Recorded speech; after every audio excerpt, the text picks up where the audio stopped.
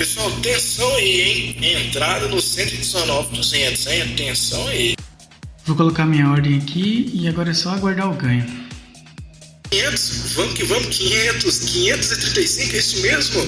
Bacana demais, galera. É isso aí, PO é PO. É isso aí, pessoal. Mais 214.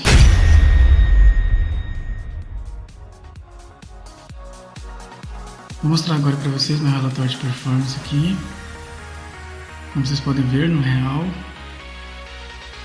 Então, ó, 2.946, lucro bruto 3.312 e um stop aqui de 366 que está dentro do gerenciamento. Vou mostrar para vocês também aqui meu saque para corretora. Como vocês podem ver aqui, 2.946 que eu saquei aqui. E eu também saquei aqui com a minha conta bancária, vou mostrar para vocês. Então, ó, 2.946 e 15 centavos que eu saquei. Então, pessoal, PO é PO. Eu pago 199 de mensalidade, como vocês podem ver aqui no relatório. Eu consigo pagar a mensalidade em um dia só de operação. Será que vale a pena, pessoal? Então, pessoal, agora eu vou mostrar para vocês o passo a passo para fazerem o cadastro na PO. Primeiro, clique em Cadastre-se no anúncio que vocês estão vendo.